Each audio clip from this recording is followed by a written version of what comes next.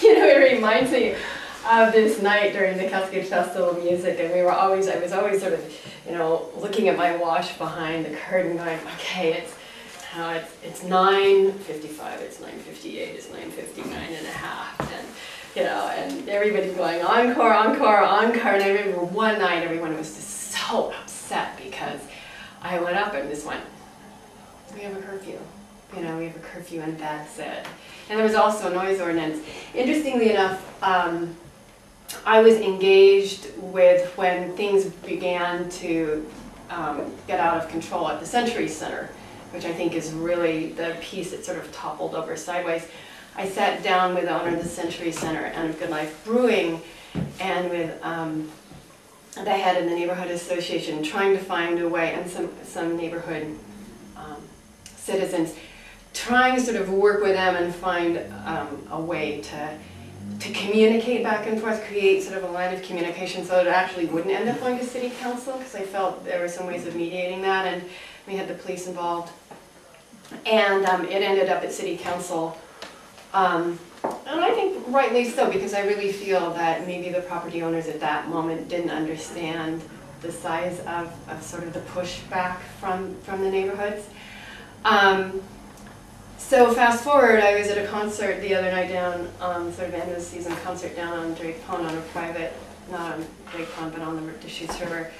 And it was a very quiet concert, and everybody was really afraid of, they were talking about how the noise ordinance was so tight that you couldn't even have an event on the river, and everybody was afraid of being cited. And we were absolutely sort of, you know, and they shut down way before curfew. I mean, it was, and there wasn't even amplified. And so, and all the musicians are talking about this. In Good Life, you know, we were trying to have a birthday party and we basically couldn't have amplified sound. And it was all, and we could only hire one group. So my feedback is, I mean, we've sort of gone too far. And that needs to be opened up. Exactly what those individual pieces are right now, I mean, and this is going to be part of, I think, my answers, which is to give you a really strong answer, I want to know this inside and out, backwards and forwards. And then again, look at what will really work for the neighborhoods. I feel that this is too strict. And all the feedback that I'm getting from the people who would like to have more music and the people who produce the music saying, you know, you know, music and the arts and culture and band is a key piece. And it's in any vibrant community, it's very important. So we don't want to suppress it to the point where it can't happen. And I think that's clearly what people are feeling in this community. What we've done currently is actually relaxed the rules from what they were before, so it's not as strict as it has been, especially for the Les Schwab Amphitheater. One of the things I'm concerned with, I'm going to be meeting with some people this afternoon. It's not just the noise of the bands and everything else, it's noise in general. We have a situation in a neighborhood where one of the neighbors has turned their home into a vacation home. So during the time that this house is rented, the people get really loud because they're on vacation, they want to have a party, and they're disturbing the neighbors because they go out on the deck, the noise carries, and it's disturbing the neighbors. So that can happen.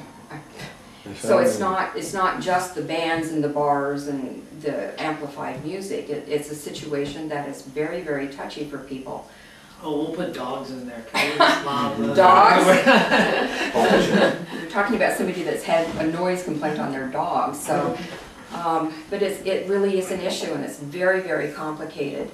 I love music. I love going to the concerts. I've been down to the Les Schwab Theater. What happens again is that the noise isn't just around that area. It can be picked up and carried to another neighborhood. We've had ball games. When I lived on the part of town where Mountain View High School was, I was quite a ways from the high school, and the noise actually picked up and dumped into my yard. So I could listen to the ball game that far away. Or when I lived near Vince Guenna Stadium, I could hear the ball games from there. You know, it just is a very, very touchy issue, and there's a very fine line. I know recently we've just heard about the amplified music. A lot of those people aren't just upset about the music, but they're upset about the people that attend that, get drunk, walk down their street, make a lot of noise, get in fights, urinate all over their yard. It's a complicated issue. It's not just noise. So, Do you feel like the noise ordinance came down in the right measure for the community at this time? that was a collaboration between the people that do the music as well as the neighbors. So I think it was a solution. I think that we're always open to having that changed. If it's not working, we've got another complaint now from the music vendors, the people that want to do the music. So we need to work with everybody. And it needs to be a collaboration of not just the neighbors, but the people that are having the music or the noise. So we've got, it's something that to me, it can change. It's not something that's made in concrete. It is right for right now, but if that's causing a problem, we need to look at it again. Ron. Well, let me first say that it is important that we at least keep in mind that there should be respect for every resident in Bend, and some businesses too. That being said, I believe that this is another high priority issue because Bend's identity is wrapped up in it. I'll do a quick parallel to the Mirror Pond thing, issue. We have a number of reasons why people come to Bend, and when they leave, they have certain picture postcards in their minds of what Bend is and their experience here. If they thought that there was going to be a different type of musical and entertainment scene here, or non-existent, when they come back, they might not come back. I think it's part of our personality and our richness that we love about Bend. I know a lot of artists, and I've been communicating this last summer and up to just a couple days ago with a number of band members and active DJs who have actually formed a group, and I've been asking them to invite me. They're not ready to speak to the issue, but one of the leaders insists that he has solutions, and from their perspective, I'm sure they think they do, and not to say that they don't. But here's the first bump in the road. I was at the City Council meeting last Wednesday, and this issue came up. And one of our participants in the music scene asked us a real simple question. If I can paraphrase, he said,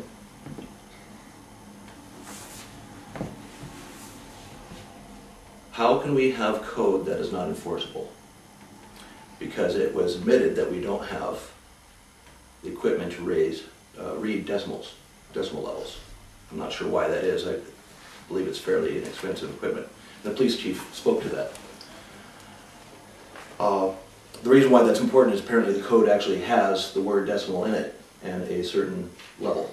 Sure. So enforcement should not happen until that level is determined, and that seems like such an easy answer for that first stage.